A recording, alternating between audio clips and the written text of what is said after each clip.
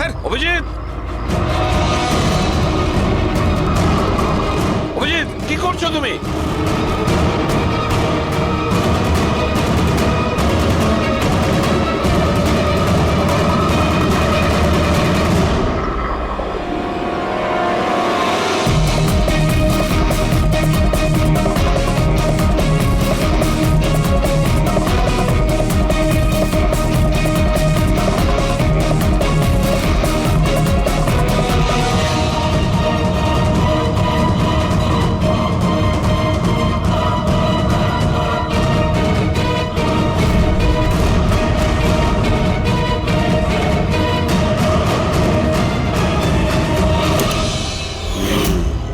যেখানে ব্লাস্ট হয়েছিল সেই স্পটটা এই জানালার একদম নিচেই, আর এই জানালাটা স্টাফ রুমের একদম পাশে, আর জানালার ঠিক লাগোয়া হলো এই বেঞ্চ।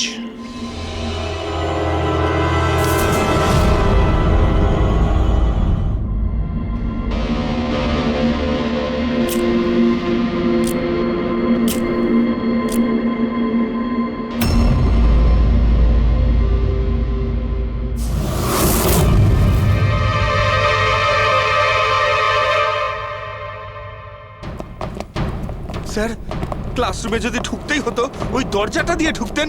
এরকম হার্ট অ্যাটাক করানোর কি প্রয়োজন ছিল? আরে আমি চেক করছিলাম যে আমাদের বোমবার সে কতটা রিস্ক নিয়েছিল স্টাফ রুমে গিয়ে ওই হুমকি দেওয়া পেন্ট লেখার জন্য। তার মানে স্যার, এই যে 65 লেখা বেঞ্চে যে ছেলেটা বসেছিল সেই বোমটা নিচে ফেলেছিল, যা ঠিক ওখানেই পড়েছিল। আর আমরা সবাই কাঁচের টুকরো আর লোহার টুকরো কেন পেলাম না জানো? মানে ওটা হোমমেড বোম ছিল? এক্স্যাক্টলি, এটা হোমমেড বোম ছিল। এই যে বাড়িতে ব্যবহার হয় না ব্লিচিং পাউডার ইত্যাদি, এগুলো দিয়েই বানানো হয়েছিল। সেই কারণেই ওই এভিডেন্স প্যাকেটে ব্লিচিং পাউডারের গন্ধ আসছিল। স্যার, এই ব্লিচিং পাউডার ওর ওই বেঞ্চেও লেগে রয়েছে। স্যার, তাহলে ওই বডিটা কার ছিল? শালুকে কঙ্কালটা ফরেন্সিক ল্যাবে নিয়ে গেছে, জানা যাবে সেটা কার। আচ্ছা রবিবাবু, স্টুডেন্টরা কোথায়? স্যার, সবাইকে বাড়ি পাঠিয়ে দিয়েছি। আর এই স্টুডেন্টটা কোথায়? টেবিল নাম্বার 65 এ যে বসেছিল। স্যার, নাম্বার 65 তো আরিয়ানের। স্যার, ও 1 নম্বরের দুষ্টু ছেলে। কলেজে সব প্রফেসরদের জ্বালিয়ে খেয়েছে, 1 নম্বর দুষ্টু। আরিয়ান, চলো এবার আমরাও ওকে একটু বিরক্ত করি। I am sorry sir, I am sorry. চুপ! এই জন্য কলেজে জয়েন করেছো? কলেজটাকে বোম দিয়ে উড়ানোর জন্য? কেন করেছো এটা? স্যার, এক্সাম আসছিল আর আমি একদম তৈরি ছিলাম না। তো ওই দিন আমি স্টাফ রুমের ভেতরে যাই আর কলেজটাকে বোম দিয়ে ওড়ানোর হুমকি দিয়েছিলি?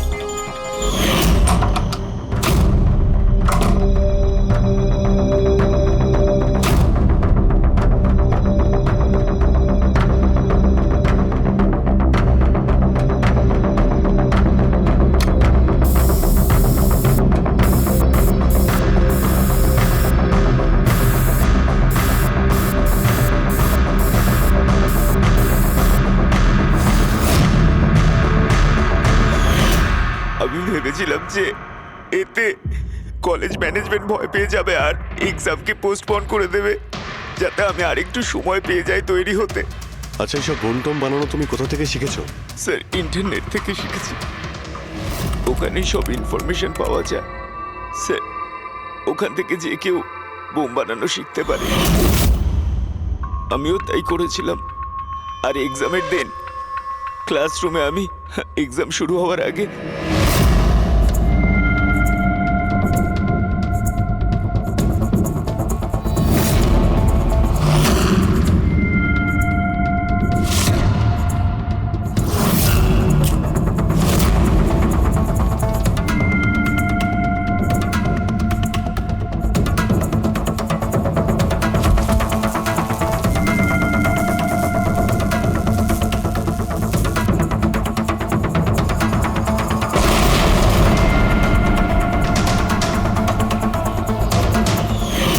যদি এই বুদ্ধিটা পড়াশোনায় কাজে লাগাতে তাহলে অনেক বড় কাজ করতে পারতে।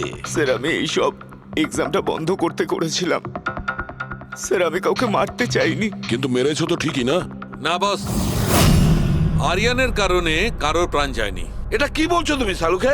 বোম ব্লাস্ট করেছে ও কলেজে? হ্যাঁ বস, বম ব্লাস্ট করেছে, আর ওই বম ব্লাস্টের কারণে একটা মার্ডার কেস আমাদের সামনে এসে হাজির হয়েছে।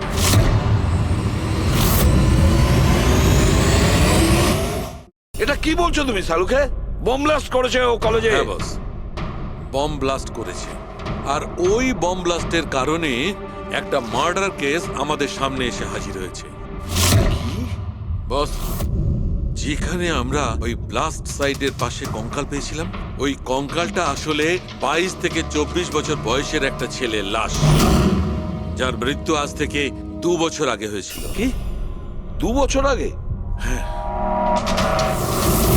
এটা তো ভালোই হয়েছে, এর বমের কারণে ওখানে ব্লাস্ট হয়েছে আর লাশ বেরিয়ে এসেছে, নাহলে তো জানতেই পারতাম না একটা লাশ ওখানে পোঁতা রয়েছে। আর মৃত্যু হয়েছে কি করে? এটা বলা খুব কঠিন ব্যাপার বস, কোনো এভিডেন্স নেই, শুধু হাড়, আর ওই হাড়ের ওপর না কোনো বুলেটের চিহ্ন আছে, না কোনো ছুরির চিহ্ন আছে, কিচ্ছু নেই। কিন্তু আপনার গাট ফিলিং কি বলছে? অভিজিৎ, এই ধরনের কেসে গার্ড ফিলিং কোনো কাজ করে না। যা কিছু হতে পারে বস, হতে পারে কেউ ওর গলা টিপে দিয়েছে, কেউ ওকে বিষ দিয়ে মেরেছে, অথবা এটাও হতে পারে যে কেউ ওকে জীবন্ত জমির মধ্যে পুঁতে দিয়েছে। কিন্তু বস, এত কিছু সত্ত্বেও একটা সাফল্য পাওয়া গেছে। কি? এই দেখো, এইটা।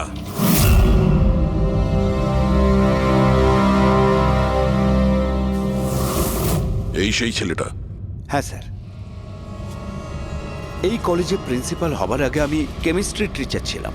সব ছাত্রছাত্রীদেরই আমি পোক করতাম যাতে কেমিস্ট্রিতে তাদের রুচি আসে, কিন্তু একে কখনো আমায় পোক করতে হয়নি, কারণ প্রথম থেকেই এর কেমিস্ট্রির প্রতি নজর ছিল। খুব ব্রিলিয়েন্ট ছিল স্যার।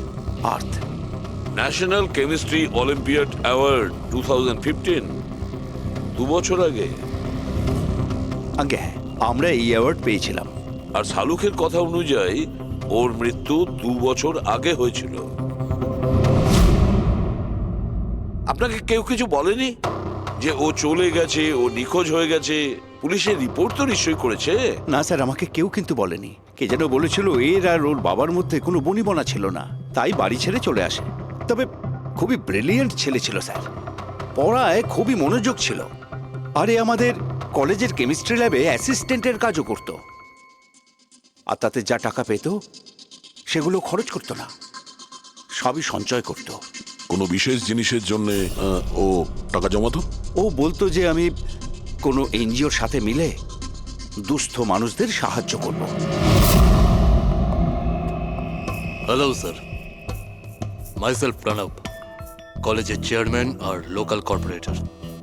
ইন্সপেক্টর, আমি এসব কি শুনছি যে এই যে ব্লাস্ট হয়েছে সেটা সুইসাইড বম্বারের কাজ? না, কোনো সুইসাইড বোম অ্যাটাক হয়নি, বরং একটা খুন হয়েছে। কোন? আগে হ্যাঁ, আর সেই খুনটা 2 বছর আগে হয়েছিল। আপনারই এক স্টুডেন্ট ছিল আর্থ, ওকেই খুন করা হয়েছিল। গড। ইন্সপেক্টর প্লিজ, আমাদের স্টুডেন্টের ওপর এর একটা খারাপ প্রভাব পড়ছে, আর আমি কলেজটা খুব তাড়াতাড়ি আবার খুলতে চাই। So please I request you, এই কেসটা যত তাড়াতাড়ি সম্ভব সলভ করুন। আমরাও এটাই চাই। Thank you. অ্যান্ড ইয়েস, আপনাদের কোনো রকমের কোনো সাহায্যের প্রয়োজন হলে একটুও দ্বিধাবোধ করবেন না, আমি যা করতে পারি করব। আপাতত শুধু ওর বাড়ির ঠিকানাটা দিলেই হবে। স্যার, আমার মনে হয়েছিল ও আমার উপর রেগে আছে, আমার উপরে অভিমান করেছে। হয়তো ওর রাগ কমে গেলে নিজের থেকেই বাড়ি ফিরে আসবে, কিন্তু কি করে জানো সেও? কিন্তু আমরা শুনেছি যে আপনাদের মধ্যে সবসময় নাকি কোনো না কোনো ঝামেলা হতো। হ্যাঁ স্যার, এখন রিয়েলাইজ করতে পারছি যে বেশিরভাগ ভুল আমিই করেছিলাম। আমি নিজেকে একজন ভালো বাবা করে তুলতে পারিনি। ও ঘর ছেড়ে কবে গেছিল আপনার মনে আছে? 12ই আগস্ট 2015 বলেছিল কলেজ যাচ্ছে, তারপর আর ফিরে এলো না। আপনি আপনার ছেলের বন্ধু বান্ধবদের জিজ্ঞাসাবাদ করেননি? হ্যাঁ স্যার, করেছিলাম, কিন্তু ওরা কিছু বলতে পারলো না। পুলিশে নিশ্চয়ই কমপ্লেন লিখিয়েছিলেন? প্রত্যেকটা স্টেটের খবরের কাগজে ওর হারিয়ে যাওয়ার খবর ছাপিয়েছিলাম, কিন্তু তাতেও কিছু হয়নি। আমরা ওর রুমটা কি একবার দেখতে পারি? স্যার, ও চলে যাওয়ার পর থেকে ঘরটা বন্ধই রেখে দিয়েছিলাম। যদি আপনারা মনে করেন যে এখান থেকে কিছু নিলে ওর খুনিকে ধরা সম্ভব হবে, তাহলে প্লিজ প্লিজ আপনারা নিতে পারেন। এসব কেমিস্ট্রির বই, আমরা তো কিছু বুঝতেই পারবো না এর। ডক্টর সালুকে স্যারকে পাঠিয়ে দিই, যদি উনি কিছু বলতে পারেন। আচ্ছা, এই যে ফটোগ্রাফটা আছে এইখানে, কলেজের প্রিন্সিপাল স্যারের সঙ্গে যে 4 জন আছে এইখানে, এদের সবাইকে চেনেন আপনি? হ্যাঁ, এরা ওর ছোটবেলাকার বন্ধু। তুষার, লোকেশ, বীর, খুশি, ওরা সব কলেজে একসাথেই পড়তো আর খুব ভালো বন্ধু ছিল। আচ্ছা, এদের সঙ্গে একবার দেখা করি। এদের অ্যাড্রেস দিন তো আমায়।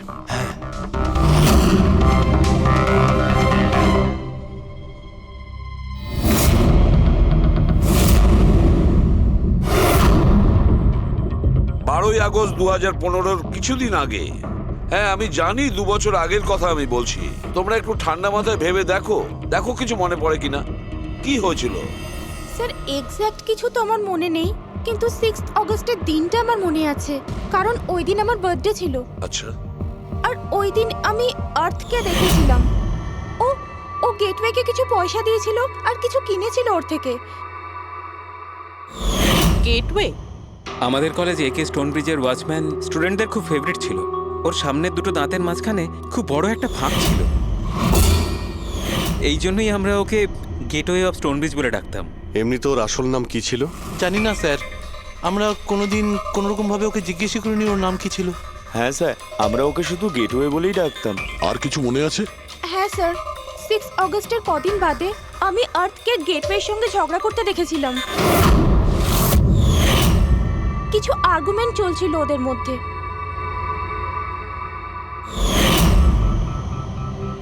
ঠিক আছে, তোমরা যেতে পারো। যদি দরকার পড়ে তোমাদের আবার ডাকবো।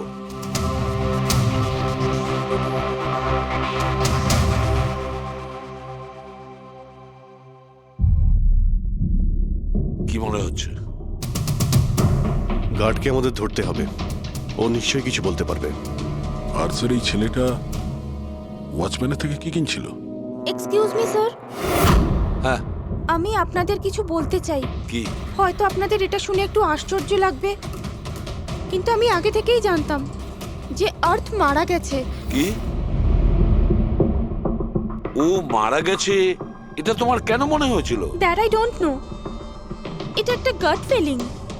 আমি আগে থেকেই জানতাম যে ব্যাস আর্থ আর বেঁচে নেই।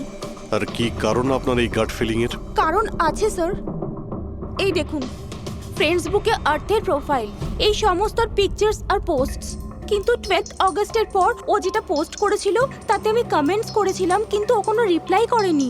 রিপ্লাই দেয়নি মানে আপনি ধরে নিলেন যে ও মারা গেছে? আই নো ইটস ওয়ার্ড, কিন্তু আর্থ আমার সমস্ত কমেন্টে রিপ্লাই করতো, এমনকি ঘুমানোর আগেও গুড নাইট মেসেজ পাঠাতো। কিন্তু 12 অগস্টে আমি সেই মেসেজও পাইনি।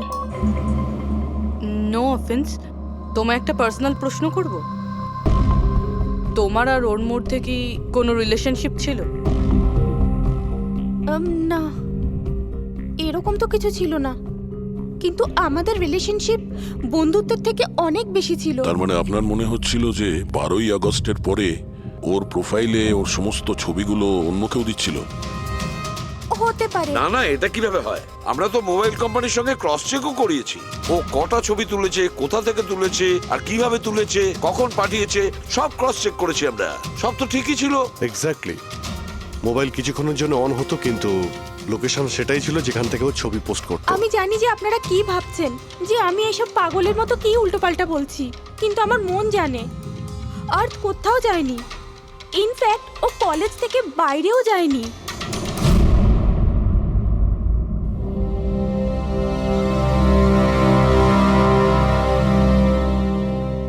স্যার, হ্যাঁ, স্যার এটা দেখুন, খুশি ঠিক বলছিল, আর্থ কোথাও যায়নি। এটা কি করে সম্ভব? স্যার আমি সব ছবির রিভার্স ইমেজ চেক করেছি। রিভার্স ইমেজ মানে যা থেকে তার ডিটেলসটা পাওয়া যায়? হ্যাঁ স্যার, যদি ধরুন কোনো ছবি আমরা ইন্টারনেটে আপলোড করি তাহলে সেই ছবির সব ডিটেলস আমরা পেয়ে যাব। কটার সময় তোলা হয়েছিল, কোথায় তোলা হয়েছিল, সব। আর যদি ওই ছবি কেউ কোনো এডিট করতে চায় বা ট্যাম্পারিং করতে চায় তাহলে আমরা অরিজিনাল ফটোটাও কি আছে সেটা বুঝে যাব। আর স্যার 8-12ই আগস্টের পর থেকে যতগুলো ছবি আপলোড করেছিল আমি সেগুলোর রিভার্স ইমেজ চেক করেছি। এই দেখুন স্যার কি পেয়েছি।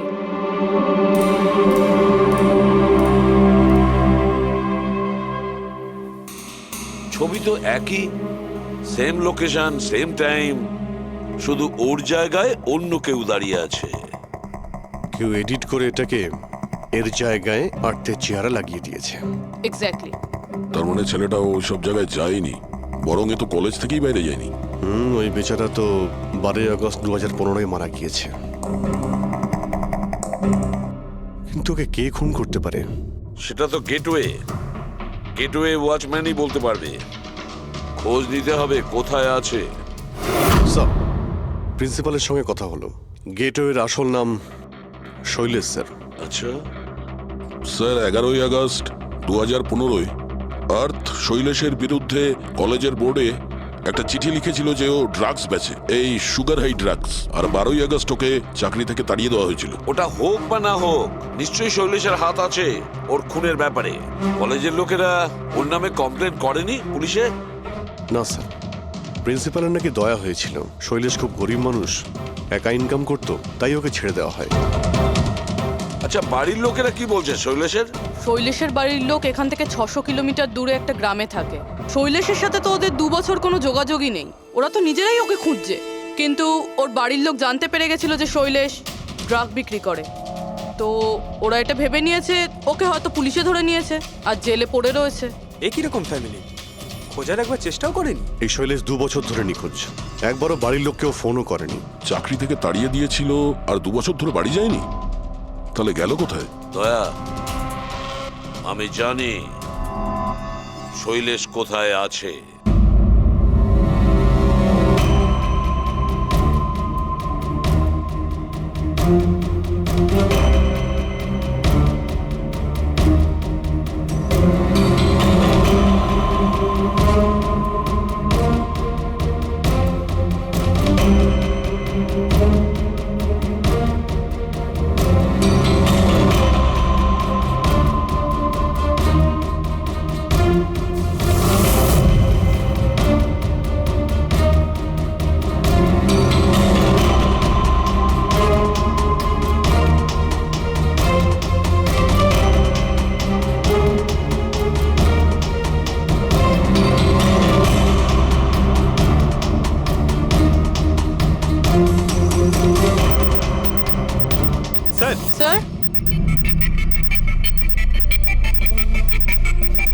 স্যার পেয়ে গেছি, এই দেখুন।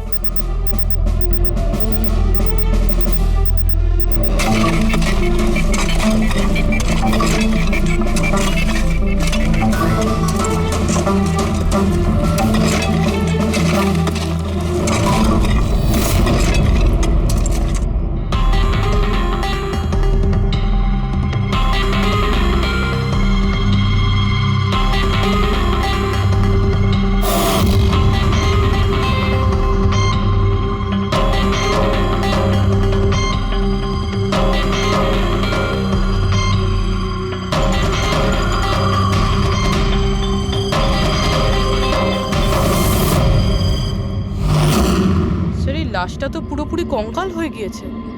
একে চিনতে পারবো কিভাবে? ডক্টর সালুখে আছে তো? এই লাশটাকে চেনার জন্য ডক্টর সালুখের কোনো প্রয়োজন নেই। এই কঙ্কাল নিজেই তার পরিচয় বলে দিচ্ছে। এই দেখো, এর দাঁতের মাঝখানে গ্যাপ আছে। কলেজের ওয়াচম্যান শৈলেশ কুমার।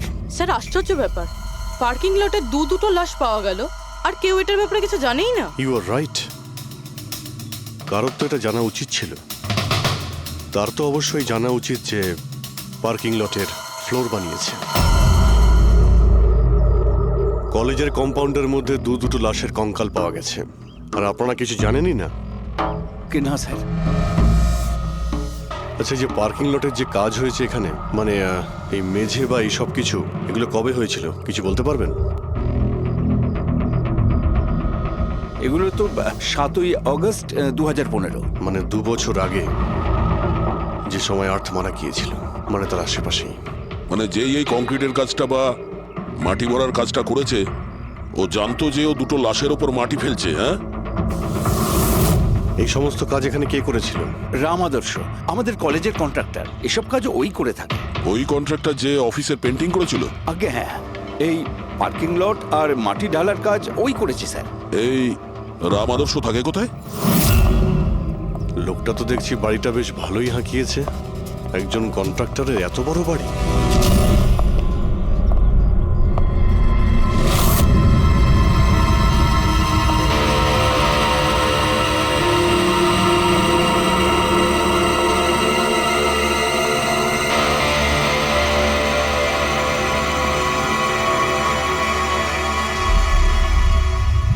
আচ্ছা দাদা, এটা কি করে হলো?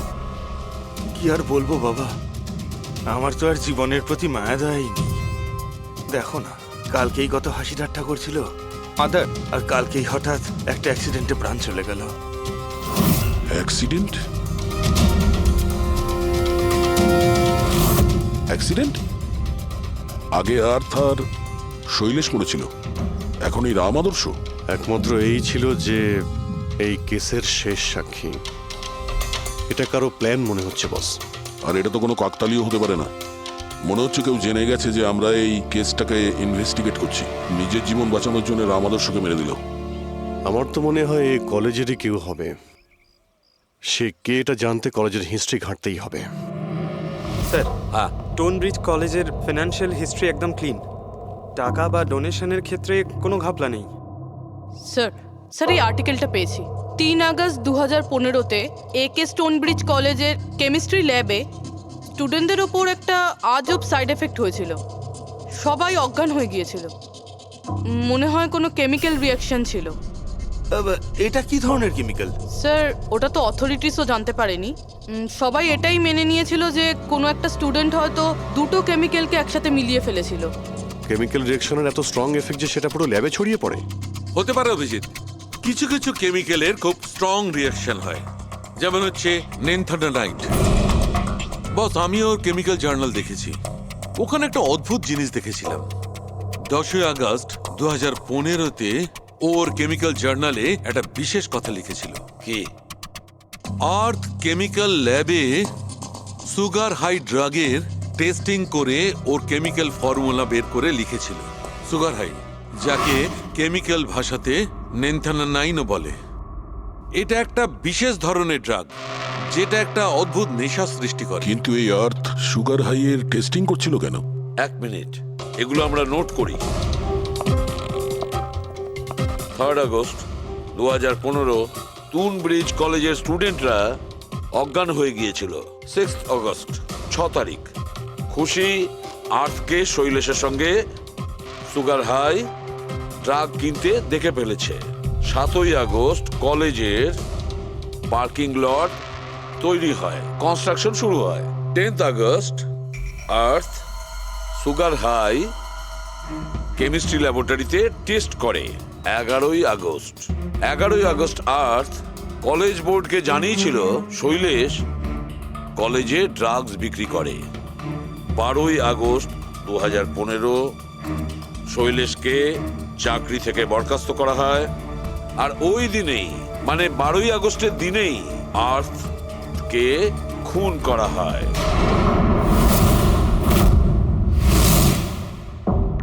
হয়ে গেছে? কি বুঝতে পারলে? স্যার, এতে পুরো গল্পটাই বোঝা যাচ্ছে। এমন কেউ ছিল যে কেমিস্ট্রি ল্যাবেই সুগার হাই ড্রাগস বানাতো। তোমার এরকম কেন মনে হচ্ছে? তাহলে আন্দাজে বলছি না, কনফার্ম কলেজের মধ্যে কেউ তো একজন ছিল যে সুগার হাই ড্রাগস বানাতো। আর সেটাও রাতে, যখন কেউ থাকতো না। আর তার সঙ্গতে ছিল কলেজের ওয়াচম্যান শৈলেশ। আর সেই ড্রাগসই শৈলেশ কলেজের স্টুডেন্টদের বেচতো। সেই কারণে 3 তারিখে স্টুডেন্টস ল্যাবে অজ্ঞান হয়ে গেছিল স্যার।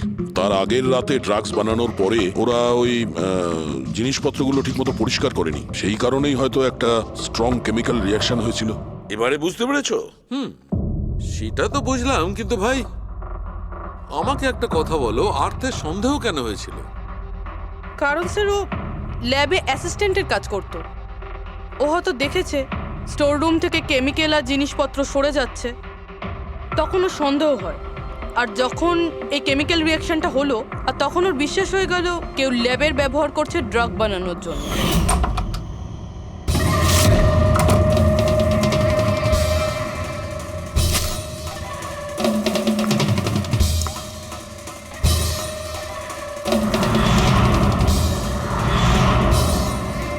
তারপর 10 তারিখে আর্থ ল্যাবে সুগার হাইয়ের টেস্ট করেছিল, এইটা জানার জন্য যে ওগুলো সত্যি সত্যি ড্রাগস কিনা।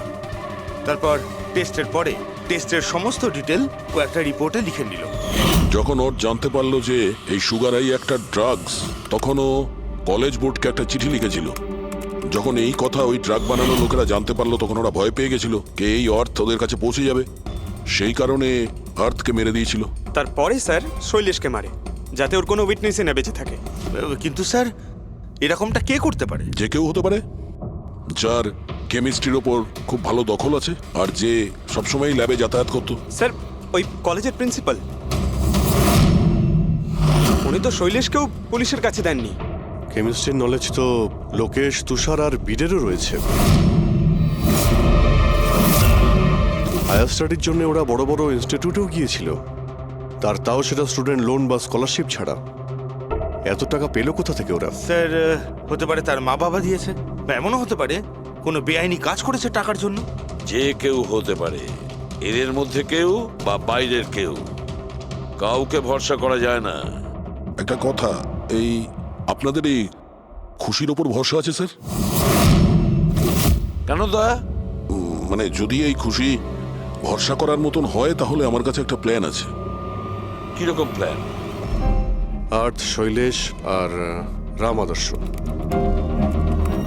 তিনজনেই মারা গেছে, আর তোমার ষড়যন্ত্র আমি সব জানি। আর যদি তুমি চাও যে এটা গোপন থাকুক, তাহলে আজকে কলেজের পার্কিং লটে 1 কোটি টাকা নিয়ে চলে এসো। এই মেল পড়ে খুনি খুব ঘাবড়ে যাবে, এটা মনে করে যে কেউ তো আছে যে ওর আসল ব্যাপারটা জানে। স্যার আই এম শিওর আজ রাতেও নিশ্চয়ই আসবে। আর উইটনেসকে মারার চেষ্টাও করবে। তাই তো আমি বলছি স্যার, এসব কিছুর জন্য খুশির জীবনের রিস্ক নেওয়া কি ঠিক হবে? যদি অচেনা কাউকে দেখে খুনি ওখানে না আসে। আর আমাদের এমন কাউকে চাই যে ওই কলেজেই পড়ে, আর যাকে দেখে ওর মনে হয় যে হ্যাঁ, এ হয়তো ওর আসল ব্যাপারটা জানে। খুশি, তুমি একদম ভয় পাবে না, আমাদের টিম ওখানে থাকবে। ওকে, কিচ্ছু হবে না তোমার। এটা জিপিএস মাইক্রোচিপ, তুমি এটা তোমার কাছে রাখবে, আমরা তোমাকে ট্র্যাক করতে থাকবো।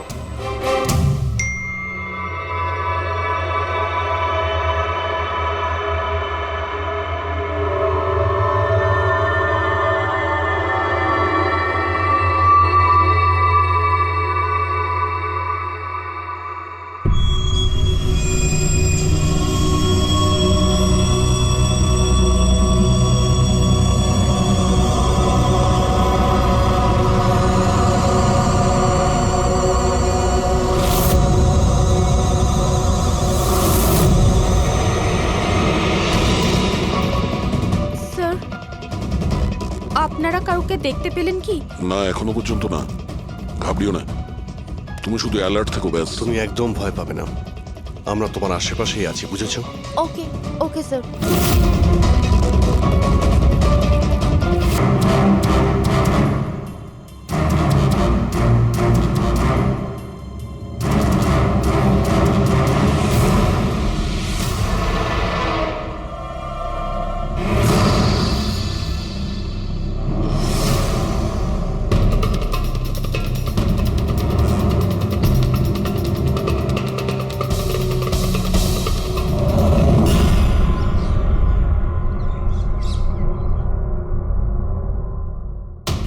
স্যার খুনি মেল পড়েও আসেনি?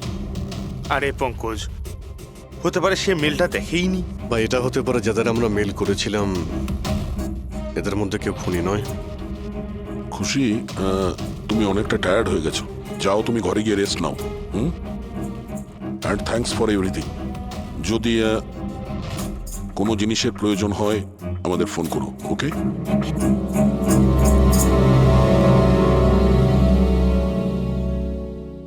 ভাই এরকম হতেই পারে না যে ওরা মেল পাওয়ার পরে ওখানে চেক করতে আসবে না। রবি, লোকেশনটা ভালো করে চেক করো, যেখানে খুশি ছিল তার আশপাশে আর কে কে ছিল। এই রাম আদর্শের ডিটেলসও চেক করতে হবে, এত বড় লোক কি করে হলো। খুনিকে ব্ল্যাকমেল করছে হয়তো। ব্ল্যাকমেল যদি করেই থাকে তো ওর টাকা কোথা থেকে আসতো? ফ্রেডি, ওর অ্যাকাউন্টটা ভালো করে চেক করো, দেখো ওর কাছে টাকা কোথা থেকে আসতো। স্যার পেয়ে গেছি। কাল রাতে তুষার, লোকেশ আর বীরের লোকেশন কলেজের আশেপাশেই ছিল। মানে এরা তিনজন মিলে ড্রাগস বানাচ্ছিল? এদের সবার ডিটেলসটা বের করো পঙ্কজ। কিন্তু স্যার এরা যদি ওখানেই থেকে থাকে তাহলে পার্কিং লটে এলো না কেন? দেখতে এসেছিল হয়তো যে ওদের ব্ল্যাকমেল কে করছে।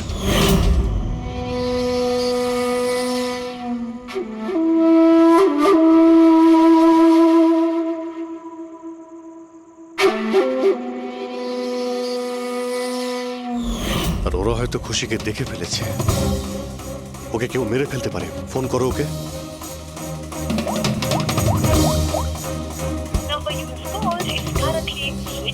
সুইচ অফ আসছে। Switched off? স্যার এই তো 2 মিনিট আগেও ফেসবুকে একটা স্ট্যাটাস আপডেট করলো, need a break, going on holiday. তাহলে ফোনটা সুইচ অফ হলো কি করে? আচ্ছা, খুশির কিছু ওই চিপ যেটা আমরা দিয়েছিলাম সেটা হয়তো ওর কাছেই আছে। ওর লোকেশন ট্র্যাক করো, কোথায় আছে। স্যার, এই রাম আদর্শর রাম কাহিনী আমার মাথায় ঢুকে গেছে। 2রা আগস্ট 2015-র পরে ও একটার পর একটা বড় বড় গভর্নমেন্ট প্রজেক্ট পেতে থাকে এবং তার ফলেই ও আজকে এত বড় লোক। আর এই সমস্ত প্রজেক্ট দিয়েছিল একটাই লোক, প্রণব,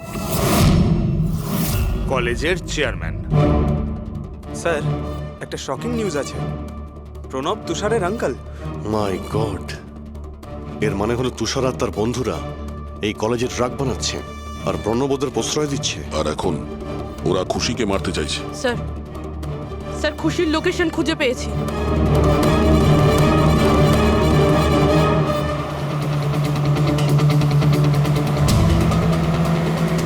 খুশি এখন কোথায় আছে? স্যার কোনো একটা আন্ডার কনস্ট্রাকশন সাইটে গিয়ে আটকে গেছে।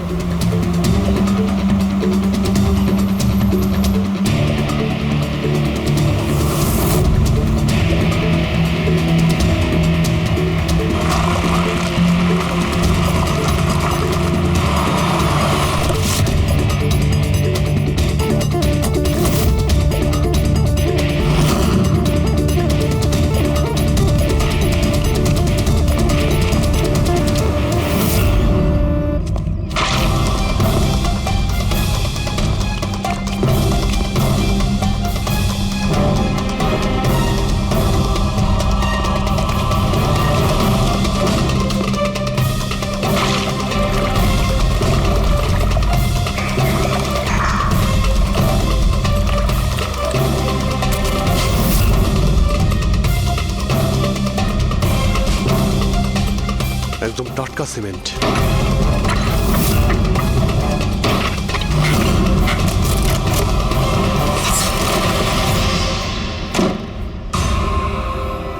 খুশি?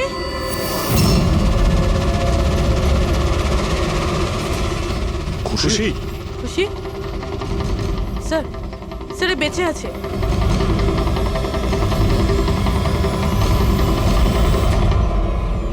খুশি?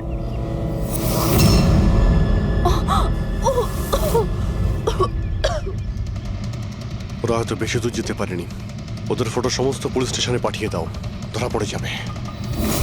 3টেকে তো পরে দেখবো, আগে ওই লোকটার ঘাড় ধরি যার হাত এদের মাথার উপরে আছে। প্রণব। ঠিক আছে।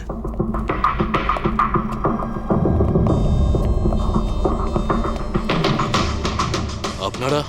আগে হ্যাঁ, ওই দিন তো আপনিই বলেছিলেন যদি কোনোদিন কোনো প্রবলেম হয় আপনার কাছে চলে আসতে। হ্যাঁ, অফকোর্স আই রিমেম্বার। প্লিজ আমাকে বলুন আপনাদের কিভাবে সাহায্য করতে পারি।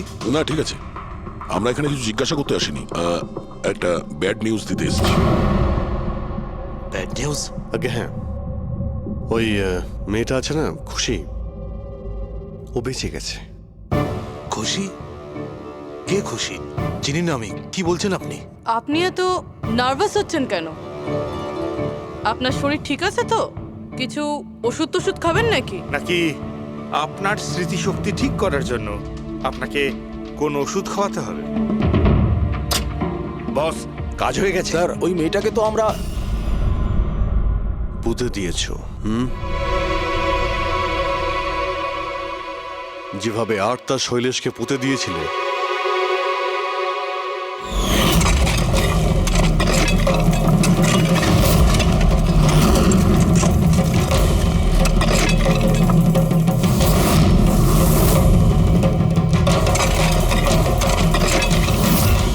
অন্তত ওই জুতোর থেকে ওই সিমেন্টগুলো তো পরিষ্কার করে নিতে, যার নিচে ওই মেয়েটাকে কবর দিয়েছো। হ্যাঁ, আর ওকে আমরা বাঁচিয়েও নিয়েছি। বলুন প্রণববাবু, কিছু বলবেন আপনি? আমি অনেক টাকা কামাতে চেয়েছিলাম, আর তার জন্য সব থেকে সহজ উপায় ছিল ড্রাগস। আর আজকালকার ছেলে মেয়েদের এই নেশা করতে বেশি সময় লাগে না। আর তারপর আমি ড্রাগস বাইরে থেকে নিয়ে এসে আমার স্টুডেন্টদের বিক্রি করতে চাইনি। এই জন্য আপনি নিজেই ড্রাগস বানানো শুরু করে দিলেন এই কলেজের ল্যাবে। আর ওগুলো বিক্রি করার দায়িত্ব দিয়ে দিলে ওয়াচম্যান শৈলেশকে। আর আর্থ যখন তোমার সত্যিটা জানতে পেরে যায়, তখন তুমি ওকে মেরে ফেলো। আর শৈলেশকেও মেরে দিয়েছেন, যাতে কোনো উইটনেস না থাকে। হ্যাঁ, তোমার কি মনে হলো আর্থের ফোনটাকে এখানে ওখানে পাঠিয়ে দিলেই পুলিশ বোকা বনে যাবে? হ্যাঁ, তোমাদের মধ্যে সেই মহান ব্যক্তিটি কে, যে আর্থের মোবাইল নিয়ে ভারত ভ্রমণ করতে বেরিয়েছিল? ও, সেটা তুমি ছিলে? হ্যাঁ, সোশ্যাল মিডিয়াতে ফটো আপলোড করার খুব শখ না তোমার? অনেক শহর তুমি ঘুরেছ, কিন্তু আসামি যতই ঘুরুক শেষে তাকে একটাই জায়গায় আসতে হয়, জেল। তোমরা তিনজন সেখানেই যাবে। আর খুব তাড়াতাড়ি তোমার ভাইপো তুষার আর তার দুজন সঙ্গী লোকেশ আর বীর, ওরা ওখানে চলে আসবে। হ্যাঁ,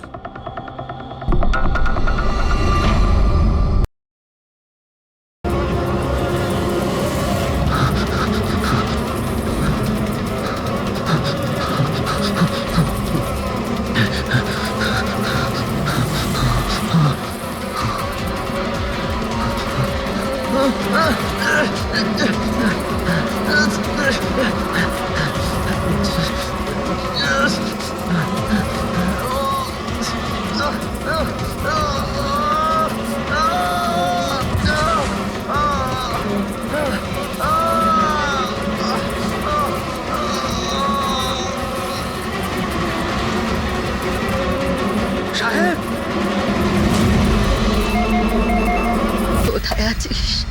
কোথায় আছিস তুই? তোর এত সাহস?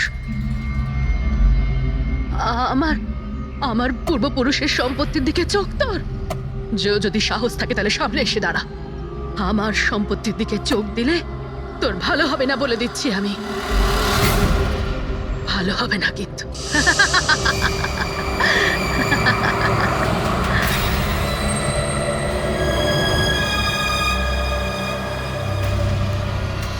আর এখানে তো কাউকেই দেখতে পাচ্ছি না, কাকে জিজ্ঞেস করবো? এত ঘন একটা জঙ্গল, কোনো সাইনবোর্ডও দেখতে পাচ্ছি না আমি এখানে।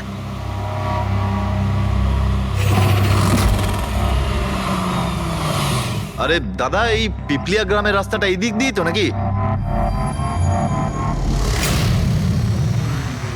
আরে শোনো না দাদা, আরে অদ্ভুত লোক তো রে ভাই।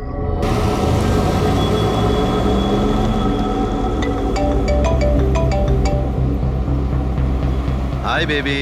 হাই, পৌঁছে গেছো? হ্যাঁ, আর কিছুক্ষণেই পৌঁছে যাব। ডোন্ট টেল মি তুমি এখনো পৌঁছোনি। এত দেরি কেন হলো? আসলে এই জায়গাটা শহর থেকে অনেকটাই দূরে, আর এখানে বেশি লোকজনও দেখতে পাচ্ছি না আমি। Alright, tell me, are you missing me? Of course, এটা আবার জিজ্ঞেস করছো তুমি আমাকে? আচ্ছা, তুমি এক কাজ করো, যা যা ফর্মালিটি আছে তাড়াতাড়ি শেষ করো, নিজের এই কাগজপত্র আর কাজকর্ম সব, আর তারপর হয়তো নেক্সট রাইড থেকে আমিও তোমার সাথে থাকতে পারি। WhatsApp? Great, that's good news.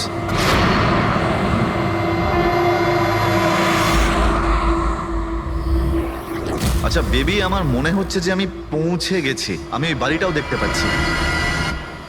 আরে গেটটা কেন বন্ধ এখানে?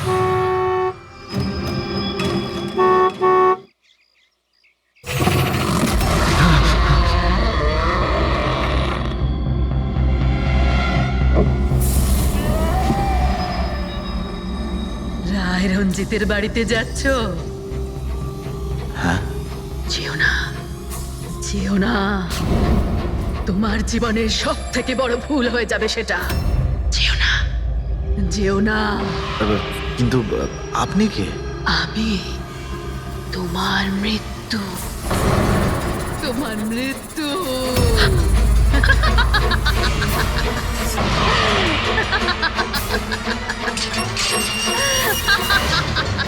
এই বুড়ি, যা যা যা। যাস না, যাস না, নাহলে তুইও মরবি। তুইও মরবি, তুইও মরবি। যা, যা। যাস না, তুইও মরবি। নমস্কার সাহেব, আপনি রাজ সাহেব? হ্যাঁ হ্যাঁ। আসুন আসুন আসুন আসুন। Hello Raj, Raj are you okay? কে ছিল? হ্যাঁ হ্যাঁ বন্দনা, আমি ঠিক আছি একদম। কেউ ছিল না। আমি পৌঁছে গেছি বাংলোতে। ঠিক আছে, আমি পরে ফোন করছি তোমায়। Okay okay, you take care. I speak to you soon. Bye bye by.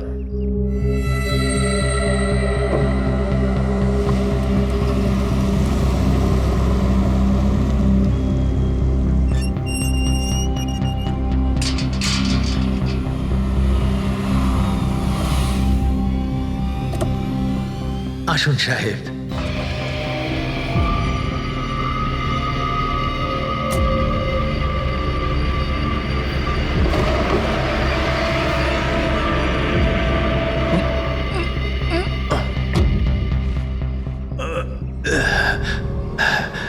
সাহেব, রাস্তায় কোনো কষ্ট হয়নি তো? না, কিন্তু ওই মহিলা কে ছিল? ওই মহিলা যে আপনার সঙ্গে কথা বলছিল, ওর নাম লালি। একটু অদ্ভুত ধরনের। ওর কথায় আপনি কিছু মনে করেননি তো? না, খারাপ লাগেনি আমার। তবে আমি একটা কথা বুঝতে পারছি না, ওই মহিলা আমাকে এই বাড়িতে ঢোকার থেকে বারণ করছিল কেন? ওর কথাটাকে আপনি সেভাবে নেবেন না। মাথায় একটু গন্ডগোল আছে, যা পারে বকবক করে। আপনি আসুন, ভেতরে আসুন।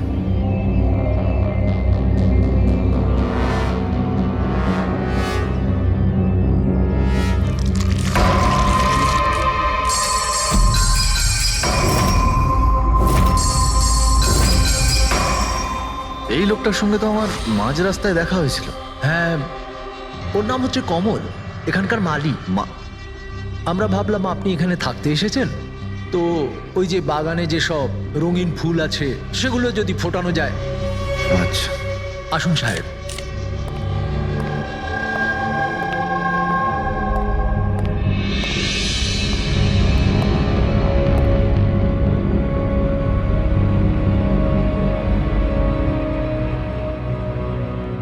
আচ্ছা, একটা কথা বলুন আমায়। হ্যাঁ। আপনি কত বছর ধরে এখানে কাজ করছেন?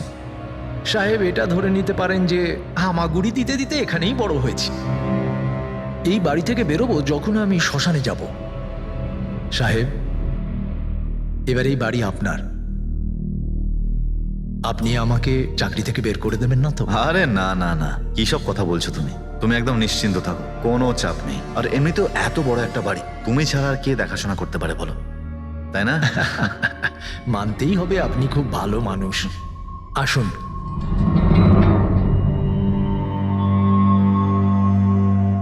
সাহেব, এই হলো আপনার রুম।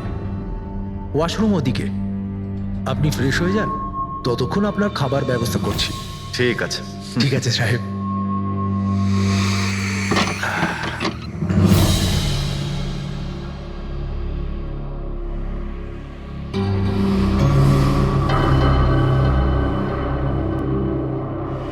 চলে যা, চলে যা, চলে যা, না হলে তুইও মরবি।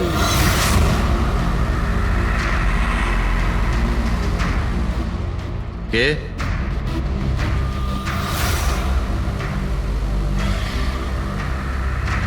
আমি বললাম তো, চলে যা।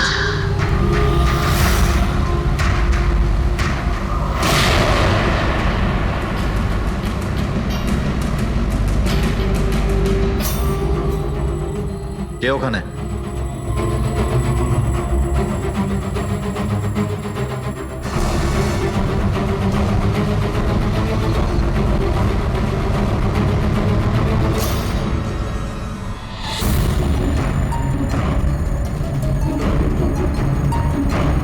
যেভাবে বাকি সবাই মরেছে সেইভাবে তুইও মরবি।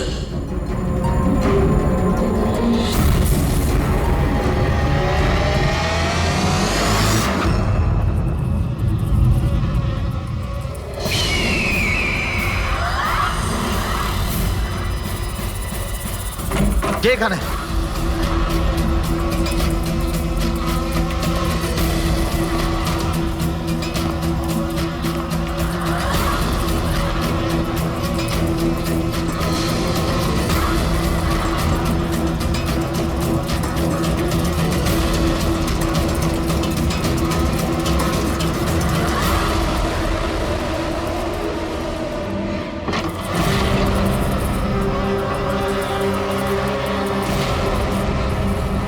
মৌমাছি?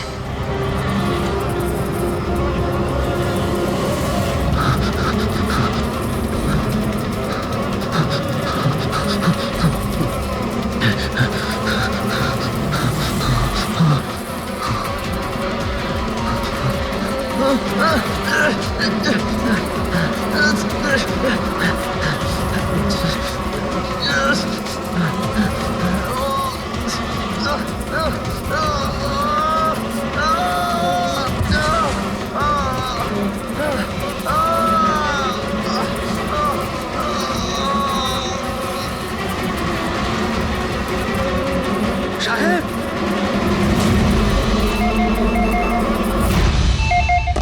Hello. Hello, can I speak to ACP Pradyuman please?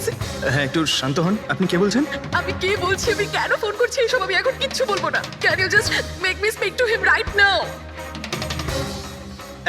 এক মিনিট হোল্ড করুন। স্যার, হ্যাঁ স্যার একটা ফোন কল আছে। স্যার একজন লেডি বলছেন যে শুধু আপনার সঙ্গেই কথা বলবেন। Hello, hello, ACP Pradyuman? আমি এসিপি প্রদ্যুমান বলছি। স্যার, হ্যাঁ বলুন। স্যার আমি বন্দনা বলছি আমেরিকা থেকে। হ্যাঁ বলুন। স্যার আমার সাথে খুব খুব খারাপ হয়েছে স্যার। কি হয়েছে আপনার সঙ্গে? স্যার আমার ফিয়ান্সে রাজ ইন্ডিয়া গেছিল নতুন একটা বাংলো কিনতে।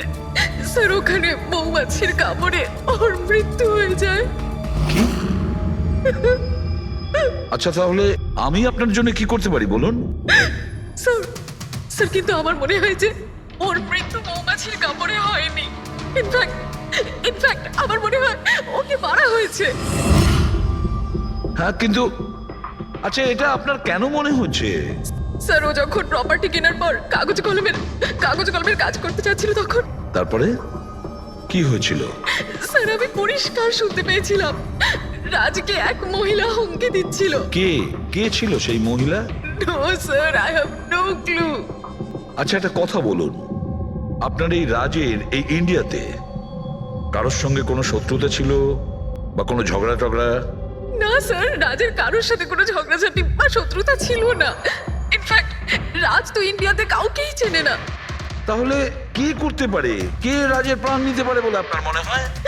আচ্ছা আপনি কি কাউকে সন্দেহ করেন? না স্যার, কোনো সন্দেহ নেই। স্যার রাজ তো একটা ভালো কাজে গেছিল। কিরকম কাজ? He wanted to start a orphanage. ও একটা অনাথ আশ্রম খুলতে চেয়েছিল। সত্যিই ভালো কাজ, কিন্তু কার কাছ থেকে বাড়িটা কিনেছিলেন তিনি? স্যার বাড়িটা তো ও গভর্নমেন্টের থেকে নিলামে কিনে নিয়েছিল। ও শুধু ইন্ডিয়া আইনি কাজের জন্য গেছিল। দেখুন একটা কাজ করুন, পুরো ব্যাপারটা ডিটেলে আমাকে পাঠিয়ে দিন, আমি যথাসাধ্য চেষ্টা করব আপনার জন্য, কেমন? স্যার আমি সিআইডির ব্যাপারে খুব শুনেছি। স্যার আমি জাস্টিস পাবো তো? বন্দনা দেবী, আমি আপনাকে কথা দিচ্ছি সম্পূর্ণ ন্যায় বিচার পাবেন আপনি। আর যে আপনার রাজের ক্ষতি করেছে তাকে আমি শাস্তি দেব। বন্দনা, ওনার হবু স্বামী রাজ আমেরিকা থেকে ইন্ডিয়াতে আসে বাড়ি কিনে অনাথ আশ্রম চালানোর জন্য। আর রাজের মৃত্যু হয় মৌমাছির কামড় খেয়ে। ইন্টারেস্টিং।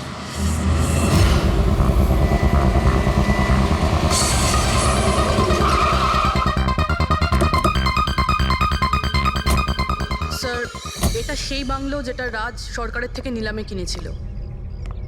দেখে তো মনে হচ্ছে অনেকটাই প্রপার্টি। এই জায়গাটা দেখাশোনা তুমিই করো? আগে হ্যাঁ, বলুন। বলবেন আপনি, আমরা শুধু শুনবো। মানে সিআইডি। সিআইডি? হঠাৎ কি হলো স্যার? রাজ রাকেশ নামের একটা লোক এখানে খুন হয়েছে। যা হয়েছে খুব খারাপ হয়েছে। এই বাংলোটা উনি সরকারের থেকে কিনেছিলেন। হ্যাঁ, ওনারই কথা বলছি। ওনার তো খুন হলো, মৌমাছিরা কামড়ালো, তাই ওনার প্রাণ গেল। আমি তো নিজের চোখে দেখেছিলাম। হ্যাঁ, হয়তো তুমি দেখে থাকবে। এখানেই বাংলোতে আসার আগে কোনো মহিলা ওনাকে হুমকি দিয়েছিলেন। ওই মহিলার ব্যাপারে তুমি জানো কিছু? আচ্ছা, ওই লালি সাহেব, ওই বুড়িটা তো নানা রকম সময় নানা রকম কথা বলে। ওর কথাগুলো আপনি সেভাবে নেবেন না। কোনটা সিরিয়াসলি নেব আর কোনটা নেব না ওটা আমরা ঠিক করব। আপনি শুধু এটা বলুন, ওই লালি ও থাকে কোথায়? কোথাও নয় স্যার। কোথাও না মানে? ওই বেচারির না কোনো ঘর আছে, না কোনো নিজের পরিবার। ব্যাস সারাদিন এদিক ওদিক ঘুরে বেড়ায়। না, কোথাও হয়তো বসে বা খাবার টাবারও খায়। এমন কোনো জায়গা তো আছে যেখানে ও বেশিরভাগ সময় কাটায়? হ্যাঁ, পাশেই একটা পুকুর আছে, প্রায় ওখানে বসে থাকে। আচ্ছা, বাহ। তুমি একটা কাজ করো, তুমি গিয়ে লালির সঙ্গে দেখা করো। ততক্ষণ এই বাড়িটাকে আমি ভালো করে তল্লাশি করি। ঠিক আছে। এবার তুমি ওই জায়গাটা দেখাও যেখানে খুনটা হয়েছিল। আসুন স্যার। রাজ সাহেব এখানে পড়েছিলেন।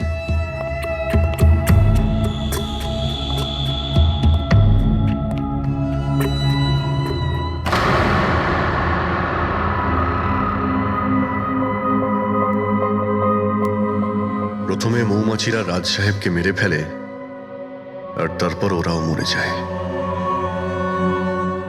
এই মৌমাছিটা কি এখানে প্রায় আক্রমণ করে?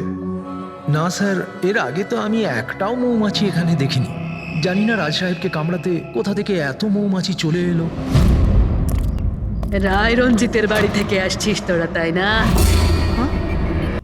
রায় রঞ্জিতের বাড়ি থেকে আসছিস তোরা, তাই না?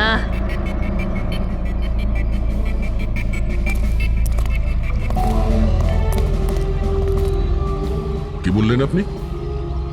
রায় রঞ্জিতের বাড়ি থেকে আসছিস? আপনি কে? কেন গেছিলি ওখানে?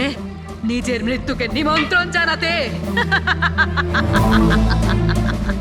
স্যার, মনে হয় এই লালি। আপনি লালি না?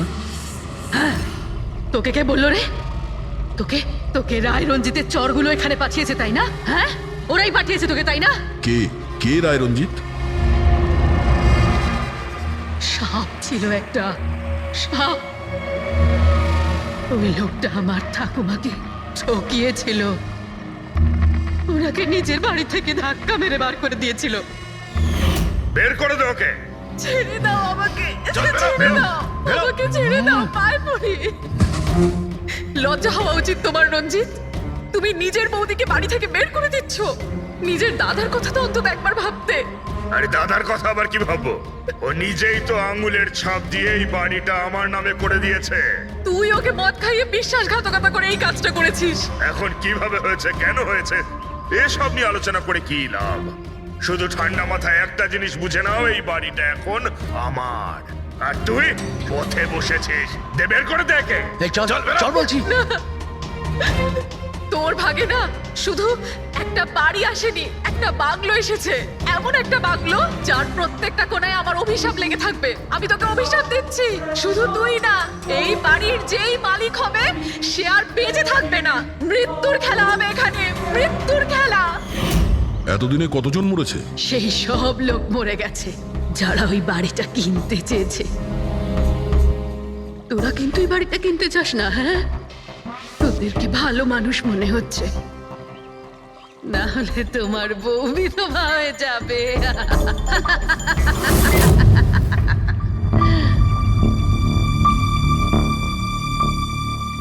মাসিমা, এই কিছু টাকা আছে, কাজে আসবে।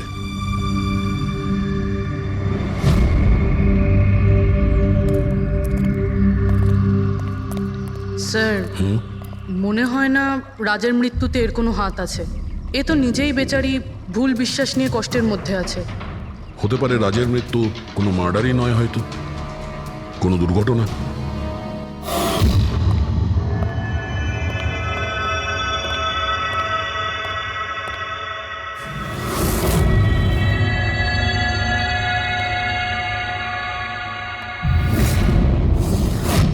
ঘরের দরজাটা খোলা কেন? এটা তো বন্ধ ছিল। তুমি দাঁড়াও 1 মিনিট। হয়তো রাজি খুলেছিল।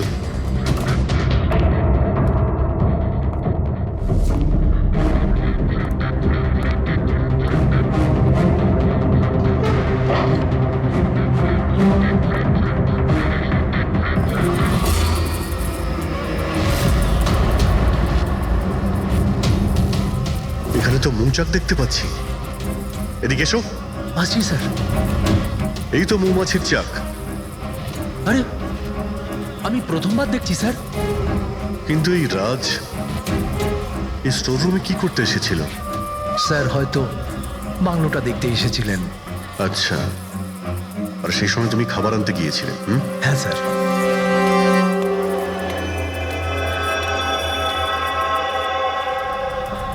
আচ্ছা, ওকে।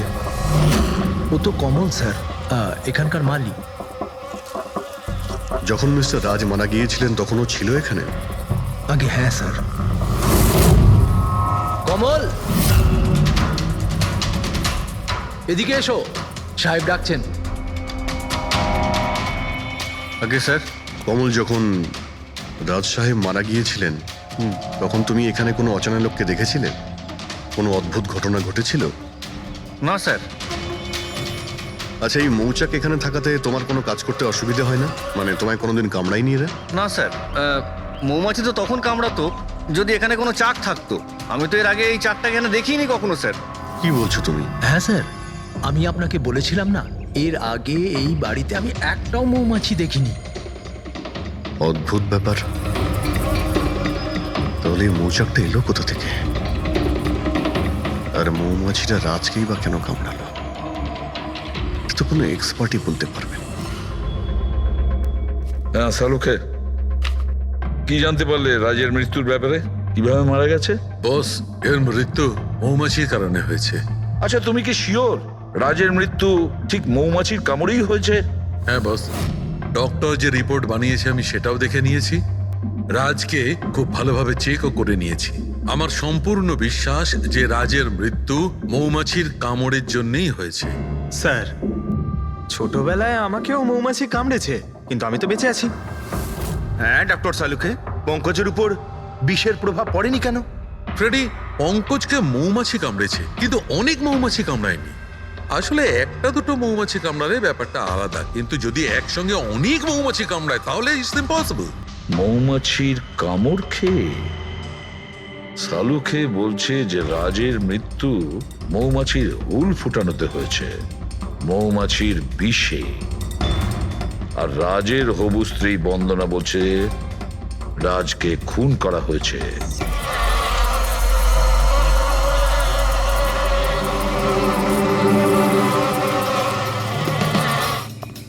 100% এই মৌচাকটাকে বাইরে থেকে নিয়ে সেখানে লাগানো হয়েছে। মৌমাছির চাককে এক জায়গা থেকে এনে অন্য জায়গায় লাগানো যায়? এতটাই সোজা এটা? ততটা অসম্ভব নয়। মধুর ব্যবসার জন্য প্রায়শই এটা করা হয়ে থাকে। আপনি বলতে পারেন কতদিন আগে এটা লাগানো হয়েছে? বেশি দিন নয়, এই ধরুন 2-3 দিন আগে। স্যার, যদি ধরেও নি যে খুনি এই জন্যই চাকটা লাগিয়েছিল যাতে ও রাজকে খুন করতে পারে, কিন্তু ও কি করে জানলো যে এই মৌমাছিগুলো রাজের ওপর হামলা করবে, অন্য কারোর ওপর নয়? মৌমাছিরা বিনা কারণে কাউকে কামড়ায় না। হ্যাঁ, মৌমাছি হুল ফোটানোর পরে এদের শক্তি কমে যায়। তাহলে এটা কি এমন জিনিস যে ওদের উত্তেজিত করে অ্যাটাক করার জন্য? দেখুন, যখন ওরা বুঝতে পারে সামনের ব্যক্তি তার কোনো ক্ষতি করতে পারে। আচ্ছা, এরকম কি হতে পারে যে মৌমাছিদের কোনো ট্রেনিং দেওয়া হয়েছে যে ওরা কোনো লোককে আক্রমণ করতে পারে? কি কথা বলছেন অভিজিৎ স্যার? এই মৌমাছিরা তো আর সাফ শুটার নয় যে কেউ ওকে বলে দিল আর তাকে সে ফুল ফুটিয়ে চলে আসলো। আচ্ছা, আপনি এইমাত্র বললেন যে এই মৌমাছিরা কাউকে কামড়ানোর পর মারা যায়। আচ্ছা, কি এমন ঘটনা যার জন্য ওরা কামড়ায়, একটু ডিটেলে বলবেন? হ্যাঁ, মৌমাছিরা যখন কাউকে কামড়ায় তখন ফেরোমেন নামে একটা বিষ ছড়িয়ে দেয়, যাতে কিনা অন্যান্য মৌমাছিরা সতর্ক হয়ে দলবদ্ধভাবে আক্রমণ করতে পারে। সেই জন্য আমি আগেই বলেছিলাম মৌমাছিরা বিনা কারণে কাউকে আক্রমণ করে না। নিশ্চয়ই রাজ এই মৌচাকের মৌমাছিদের কোনো ক্ষতি করতে গিয়েছিল। স্যার, খুনি কি করে জানতে পারলো যে রাজ মৌমাছিদেরকে ডিস্টার্ব করবে? এই মৃত্যুটা দুর্ঘটনা নয় তো? না পূর্বী, রাজ আসার দুদিন আগে এই চাকটাকে এখানে লাগানো এটা কোনো কাকতালীয় ঘটনা নয়। স্যার, রাজের মৃত্যুর পরে এই বাংলোটা বন্দনার নামে হয়ে যাবে। এই সব কিছুর পিছনে বন্দনা নেই তো? বন্দনা ইন্ডিয়াতে কবে আসছে? What nonsense! How could you even think like that? আপনারা এটা ভাবলেন কি করে যে রাজের মৃত্যুর পেছনে আমারই হাত আছে? আর যদি তাই হয় যে রাজের মৃত্যুর পেছনে আমারই হাত আছে, তাহলে আমি আপনাদের ফোন কেন করতাম? পুলিশ তো অলরেডি কেস ক্লোজ করে দিয়েছিল, তাই না? দেখুন, আমরা শুধু জিজ্ঞাসা করছি। তবে মিস্টার রাজের পরে এই বাড়িটা কার নামে হবে? I don't know. রাজ গভর্নমেন্টের থেকে এই বাড়িটা কিনেছিল, তো হয়তো গভর্নমেন্টেরই হাতে চলে যাবে। আমি এখনো কোনো নোটিশ পাইনি। কয়েকদিনের মধ্যে রাজের কারোর সঙ্গে ঝগড়া হয়েছিল? I have already told you that. Raj খুব ভালো মনের মানুষ ছিল, আর ওর সাথে কারো শত্রুতা হওয়া অসম্ভব একটা ব্যাপার। যদি আমি জানতাম যে ওর ভালো মনই ওর প্রাণ কেড়ে নেবে, তাহলে আমি ওকে এখানে আসতেই দিতাম না। এই অনাথাশ্রম খোলার চিন্তা ভাবনা ওনার মাথায় এলো কি করে? রাজ নিজে একজন অনাথ, তাই ও অন্য অনাথ বাচ্চাদের ফিলিংস বোঝে।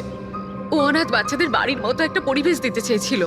আর ও যেই জানতে পারলো যে গভর্নমেন্ট এই বাড়িটা নিলাম করছে, তখনই রাজ সব থেকে বেশি দাম দিয়ে এই বাড়িটা কিনে নেয়। আচ্ছা, তাহলে রাজের মৃত্যুর কারণ এই বাড়িটা না তো? হতে পারে আর কেউ এই বাড়িটাকে কিনতে চেয়েছিল, রাজ এখানে এসে গেছিল তাই। হোয়াট? কেউ এতটা নিচ কিভাবে হতে পারে? পৃথিবীতে কি আর মনুষ্যত্ব বলে কিচ্ছু নেই?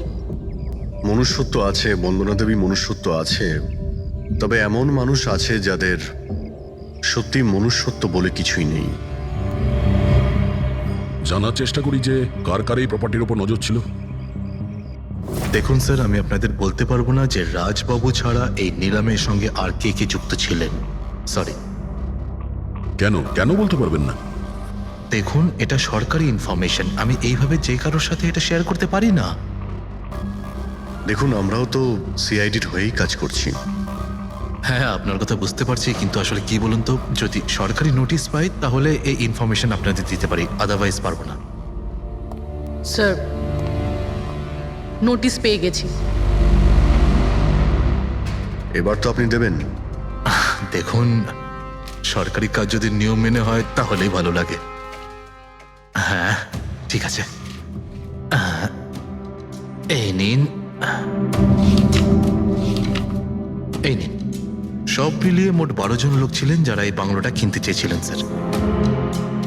স্যার, এই বাংলোর কাছে সরকার একটা হাইওয়ে বানাচ্ছে, সেই জন্য সবাই বেশি বেশি করে দাম বলছে, আর সবাই এই বাংলোটা কিনতে চায়। আচ্ছা, রাজের মৃত্যুর পর এই বাড়িটা কে পাবে? দেখুন, রাজবাবু ডকুমেন্টেশন কমপ্লিট করেননি, সেই জন্য এই নিলাম আবার করা হবে, আর যে জিতবে সেই বাংলোটা পেয়ে যাবে। I see. নতুন করে নিলামি আবার কবে হবে? দেখুন স্যার, সেই ডেটটা এখন অবধি ফিক্সড হয়নি, কিন্তু আপনাদের আরও একটা কথা আমি বলতে চাই স্যার, যে রাজবাবুর যতজন বিল্ডার ছিলেন ওরা সবাই রেগে ছিল, বেশ বিরক্ত ছিল। এর কারণ হচ্ছে উনি সব থেকে বেশি দাম দিয়েছিলেন। না স্যার, অ্যাকচুয়ালি উনি ডেডলাইনের পরে বিড সাবমিট করেছিলেন স্যার, সেই জন্য লোকজন বিরক্ত ছিল আমার। কিন্তু যদি উনি ডেডলাইনের পরে উনি বিট করে থাকেন তাহলে সরকার অ্যাকসেপ্ট করলো কি করে? স্যার, অ্যাকচুয়ালি উনি ওখানে অনাথ আশ্রম খুলতে চেয়েছিলেন স্যার। আর স্যার, আমেরিকার সাথে ইন্ডিয়ার টাইমের যে পার্থক্য সেটা হলো 9.5 ঘন্টার স্যার, সেই জন্যই সরকার ওই বিডটা অ্যাকসেপ্ট করেছিল স্যার। দেখুন, এখন বাড়িটা সেই পাবে যার ভাগ্যে ওটা লেখা থাকবে। ভাগ্যে যদি নাও থাকে তো উনি তার ভাগ্য বদলানোর জন্য চেষ্টাও করেছিলেন, আর সেই লিস্টের মধ্যেই কেউ হবে। ললিতবাবু, এটা তো আবার দ্বিতীয়বার নিলাম হবে।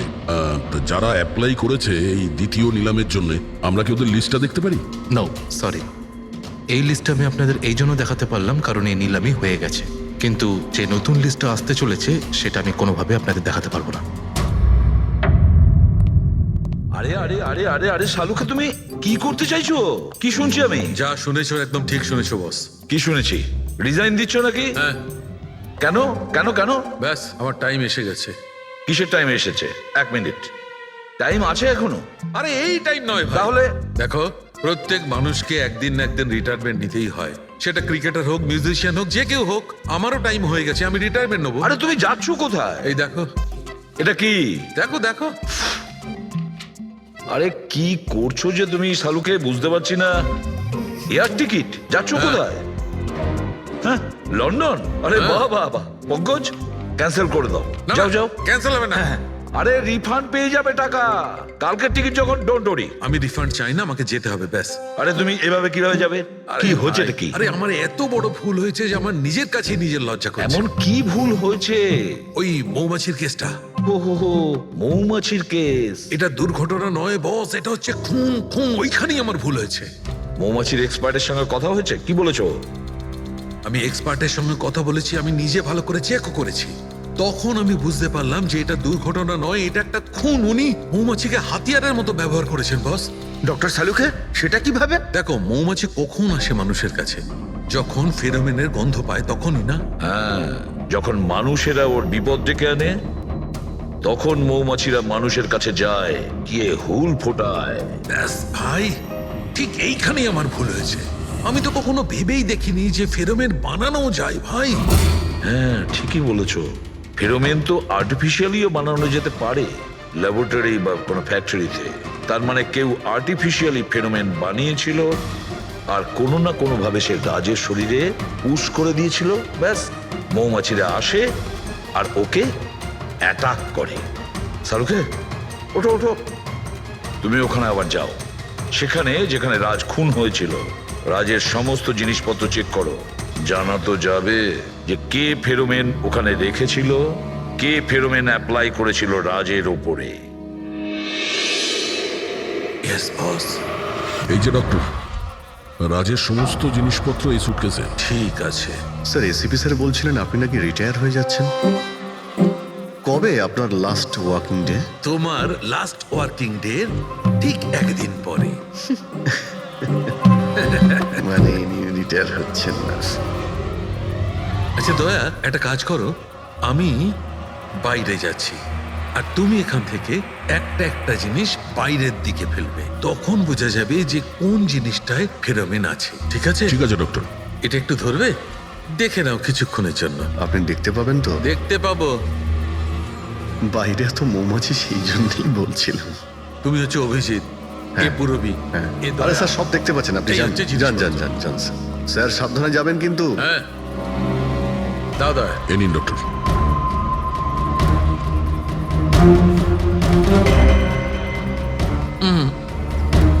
না, এতে ফেরোমেন নেই।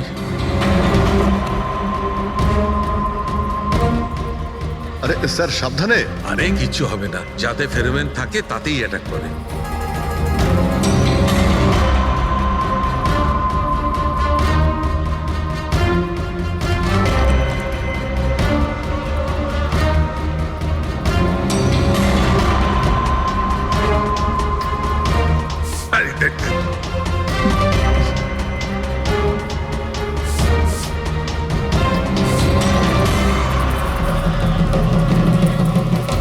কাজ হয়েছে, কাজ হয়েছে। দেখো, সব কটা মৌমাছি অ্যাটাকিং মোডে আসছে। তার মানে কেউ রাজের পারফিউমে ফেরোমিন মিশিয়েছিল। আরে ডক্টর, আরে ভাই, মৌমাছি আমাকে কামড়ে দিয়েছে। স্যার, আপনি ওখান থেকে সরে যান। আরে ভাই, আরে স্যার, সরে যান ওখান থেকে, বাইরে যান। জল কোথায়? আরে সামনে ওইদিকে। আরে স্যার, ওইদিকে কুয়ো আছে, ওইদিকে যান। কুয়োতে ডুববো? আরে স্যার, এখানে দাঁড়িয়ে না, স্যার? চলে যান। যান স্যার।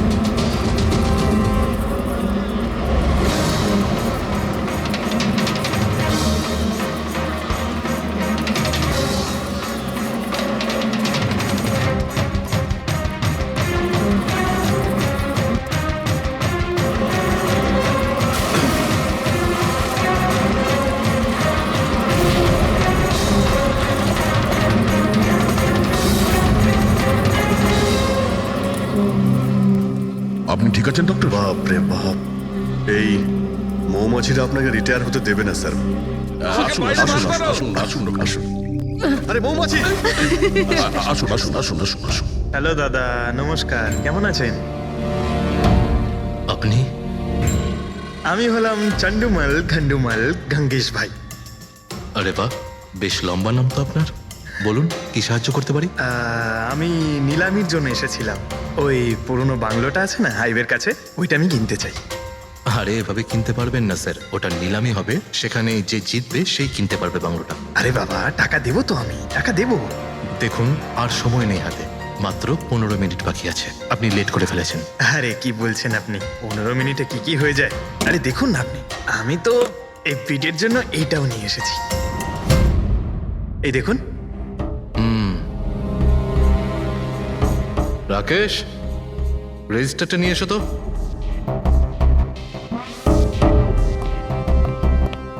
স্যারকে দাও, এন্ট্রি করুন স্যার। Thank you. হ্যাঁ, এখানে এন্ট্রি করে দিন। Okay sir.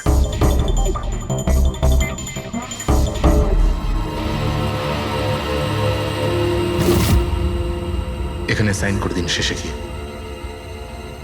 গুড, দিন আমাকে। আচ্ছা, ভেরি গুড, খুব ভালো হলো। আচ্ছা, ওই বাংলোর চাবি? মজা করছেন নাকি আপনি? চাবি এভাবে পাওয়া যায় নাকি? আরে ভাই, বিডিং হবে, নিলামি হবে, তারপর যে জিতবে সে পাবে চাবিটা। অদ্ভুত কথা বলছেন আপনি। ভেট তো আমি জিতবো, এটা ধরেই নিন। আপনার বাচ্চাদেরকে আমার ভালোবাসা দেবেন, ঠিক আছে স্যার? Thank you. কে জানে কোত্থেকে এসব লোকজন আসে, অদ্ভুত।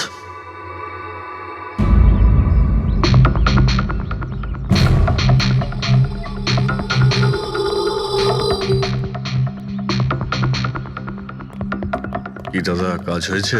স্যার, এই দেখুন আমার হাতের কাজ। Good job Pankaj. 12 জনের মধ্যে 2 জন আছে যে দ্বিতীয়বার বিট করেছে এই বাড়িটা কেনার জন্য, হেমন্ত আর রোশন।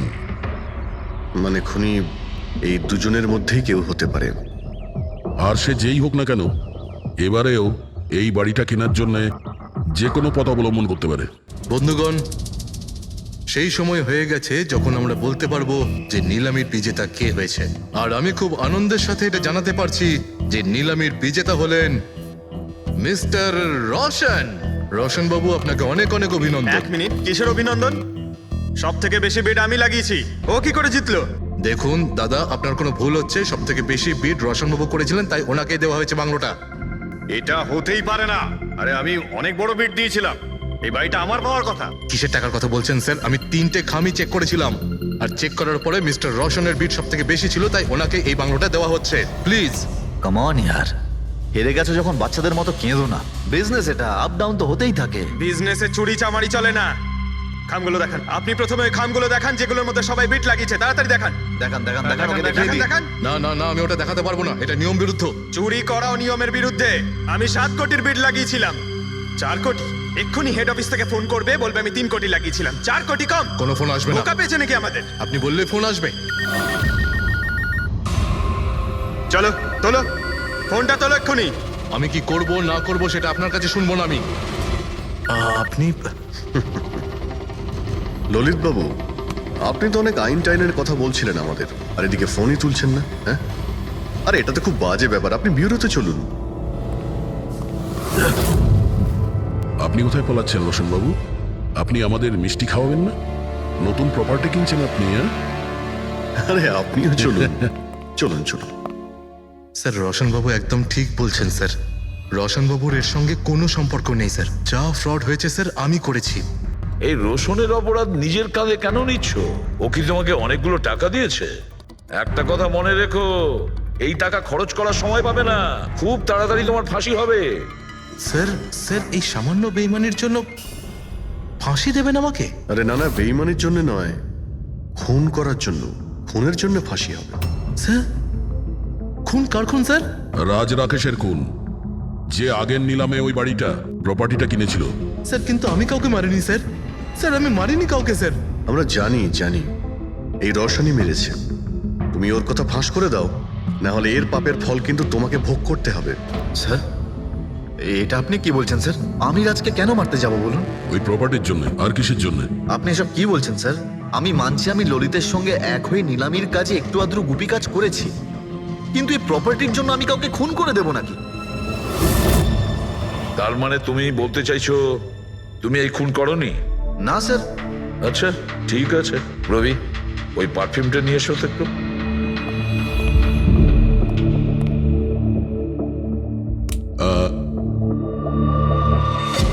এই পারফিউমটা দিয়ে দেবো? হ্যাঁ, বাইরে মৌমাছিদের চাক আছে, কি বলছো? স্যার পারফিউম মানে আপনি কি বলছেন স্যার? আমাদের কেসের সঙ্গে পারফিউমের কি সম্পর্ক আছে স্যার? তুমি কি সত্যিই জানো না এই পারফিউমের সঙ্গে কেসটার কোনো সম্পর্ক নেই? স্যার আমরা সত্যি কথা বলছি স্যার, রাজবাবুর মৃত্যুর সঙ্গে আমাদের কোনো সম্পর্ক নেই স্যার। স্যার ললিত একদম ঠিক কথা বলছে স্যার।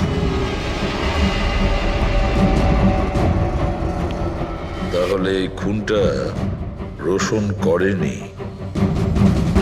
তাহলে বাকি থাকে ও, সেই একজন।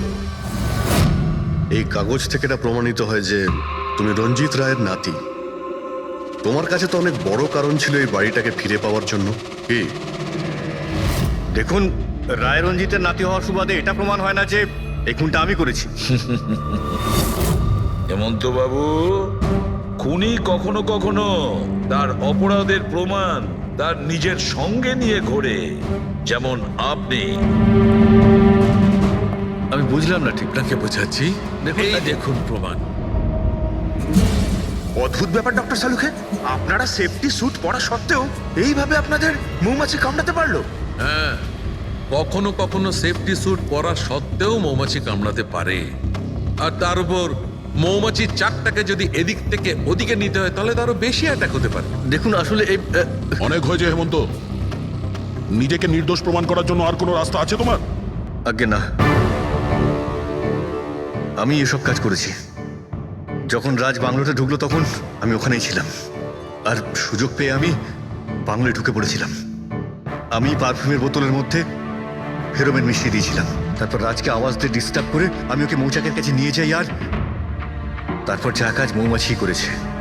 আমি আমার পৈতৃক বাড়িটা ফেরত পেতে চেয়েছিলাম। বাহ বাহ বাহ, নিজের পৈতৃক ভিটে বাঁচাতে আপনি একজনকে খুন করে দিলেন। আইন আপনাকে কোনোদিন ক্ষমা করবে না। খুব কম হলেও আজীবন কারাবাস হবে আপনার। নিয়ে যাও একে পঙ্কজ। চলো।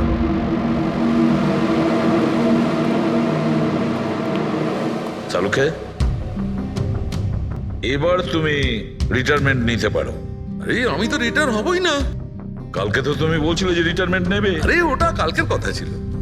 হায় ভগবান, তার মানে পেছন ছাড়বে না, আমাদের আরো সহ্য করতে হবে। পেছন ছাড়ার প্রশ্নই ওঠে না, কেউ কারণ নয়।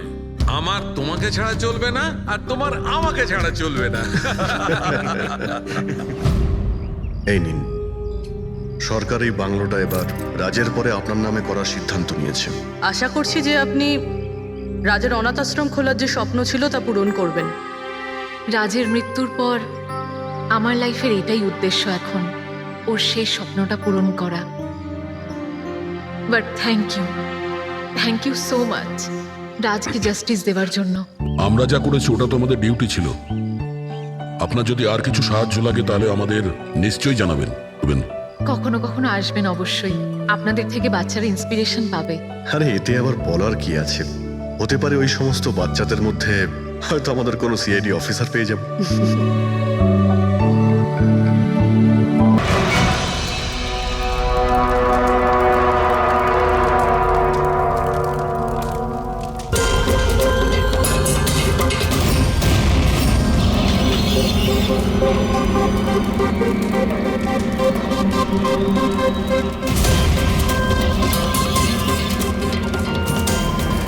ওই দেখুন স্যার, তার মানে হলো যে ও হুমকিটা সত্যি, সেটা কোনো ইয়ার্কি নয়। কিন্তু এ কে? মনে হয় এ সুইসাইড বম্বার। সিআইডিকে ফোন করো।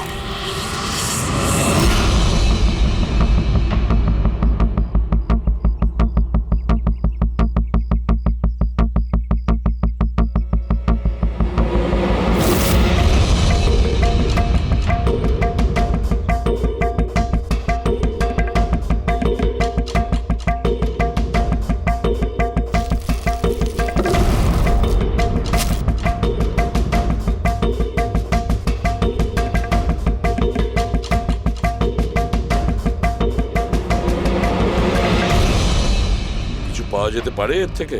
পাওয়ার মতো কিছু নেই বস বডিতে। বডি ডিকম্পোজ হয়ে গেছে, পচে গেছে। তাহলে তো চেনা খুব মুশকিল। না, চেষ্টা করব।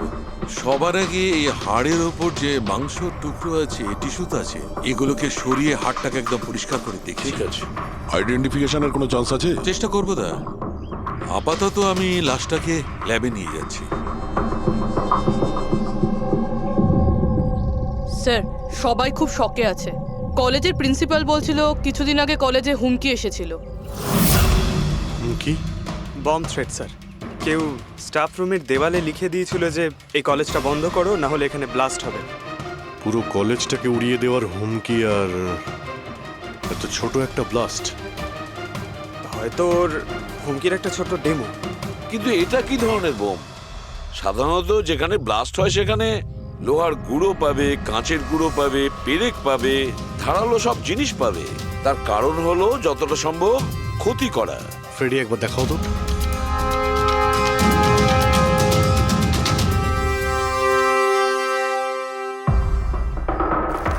না স্যার, সেরকম তো কিছু দেখতে পেলাম না। আচ্ছা প্রিন্সিপাল সাহেব, আপনাদের স্টাফ রুমটা কোথায়? সেকেন্ড ফ্লোর, আসুন। চলো। রবি বাবু, আপনি যে বলেছিলেন যে দেওয়ালে